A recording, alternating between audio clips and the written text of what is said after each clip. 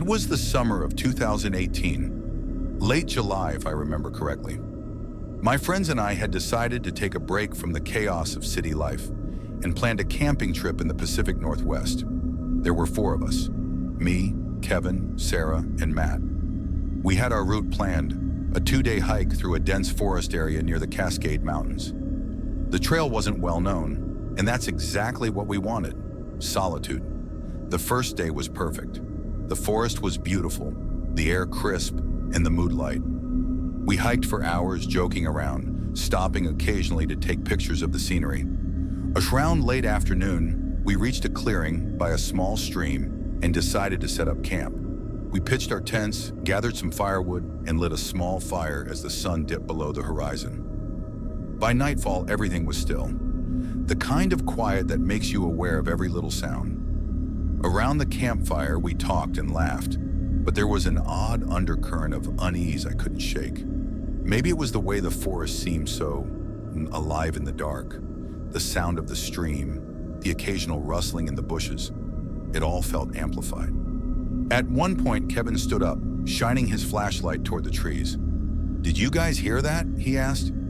We all paused, straining to listen. There was nothing at first, just the crackle of the fire. Then faintly we heard it, a low, almost guttural noise, like a growl mixed with a moan. "Probably a coyote," Matt said, brushing it off. But the sound didn't feel like it came from an animal. It sounded wrong. We decided to ignore it, trying to convince ourselves it was nothing. Eventually, we all crawled into our tents. Sarah and I shared one, while Kevin and Matt took the other. I don't know how long I had been asleep when I woke up to the sound of footsteps.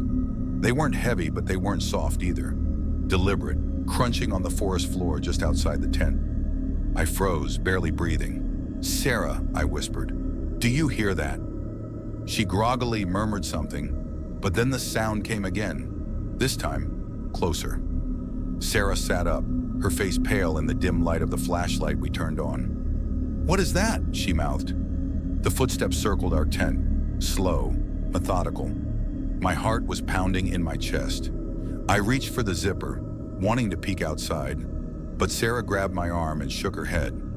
We stayed like that for what felt like hours. The footsteps eventually faded, and I finally fell into a restless sleep. The next morning, Kevin and Matt were already up. Kevin looked shaken. "Did you guys hear something last night?" he asked. "Footsteps," I said, my voice low. He nodded. "Yeah, but that's not all." He pointed to the edge of the clearing where the soft dirt showed fresh prints. They were barefoot, human, but the strides were unnaturally long, and the depth of the impressions suggested something far heavier than a person. "We need to leave," Sarah said immediately, but Matt, ever the skeptic, shrugged it off. "It's just some local messing with us." We packed up quickly and decided to cut the trip short, taking a different trail back toward the car. As we walked, the forest seemed to close in around us. The sun, though still up, struggled to pierce the canopy, leaving us in a dim, unsettling twilight. About halfway down the trail, we saw something that stopped us in our tracks. Hanging from a low branch was a small wooden figure, crudely carved, with what looked like bits of hair tied to it. It swayed gently in the breeze. "Okay, now this is getting weird," Kevin said, his voice shaking. We pushed forward, picking up our pace, but the sense of being watched never left us. Every so often, I'd hear faint rustling behind us, but whenever I turned around, nothing was there. Then as we rounded a bend, we saw it, a figure standing perfectly still in the middle of the trail ahead. It was tall, lanky, and completely motionless. It was too far to make out any details, but something about it made my stomach drop. We stopped, staring. "Hey!" Matt called out. The figure didn't move. "Let's go back," Sarah whispered. But before we could, the figure tilted its head, just slightly. Then it stepped off the trail and disappeared into the trees. We didn't wait.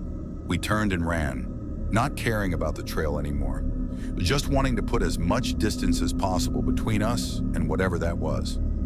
By some miracle, we found the car just as the sun began to set. None of us spoke during the drive back to the city. To this day, I don't know what we encountered out there.